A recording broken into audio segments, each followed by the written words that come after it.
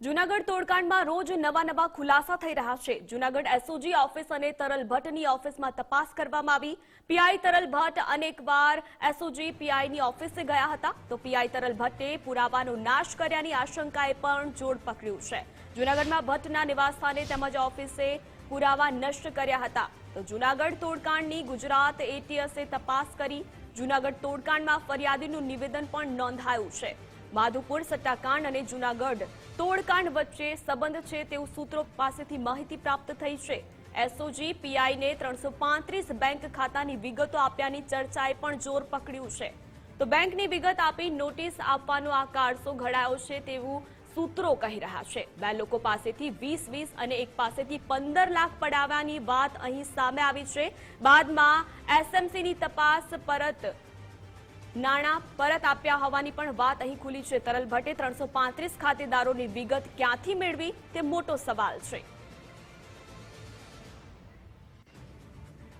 તો આજ મુદ્દે વધુ જાણકારી માટે સંવાદદાતા રીમા દોશી આપણી સાથે ન્યૂઝરૂમથી લાઈવ જોડાઈ ચૂક્યા છે। રીમા, જૂનાગઢ તોડકાંડમાં રોજ નવા ખુલાસા થઈ રહ્યા છે, શું વધુ જાણકારી?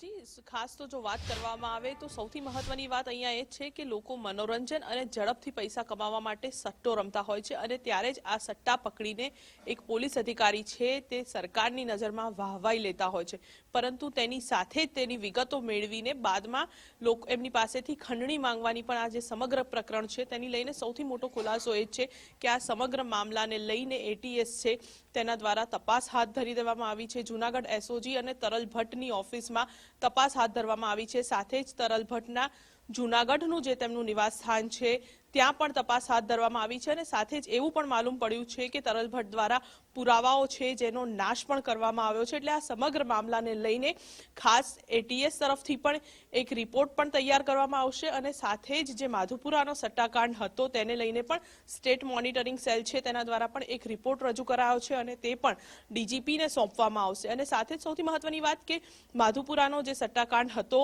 500 અકાઉન્ટોની જે વિગત અકાઉન્ટ જે સીઝ કરાયા હતા તે પૈકીના 335 જે ખાતા હતા તેની વિગત છે તે ક્યાંથી અને કોના દ્વારા આપવામાં આવી તેને લઈને પણ અત્યારે એક શંકા ઊભી થઈ છે કે તરલ ભટ્ટ છે તેમણે અમદાવાદ છોડ્યું, તેમની બદલી થઈ તે સમયે તે ડેટા મેળવીને એક બુકીને આપવામાં આવ્યો હતો તેવી હાલ માહિતી પ્રાપ્ત થઈ રહી છે। એટલે સૌથી મહત્વની વાત કે આ સમગ્ર પ્રકરણની અંદર એસએમસી અને સાથે જ એટીએસ છે તે એ તપાસ કરી રહી છે કે ડેટા ક્યાંથી કેવી રીતે આપવામાં આવ્યો।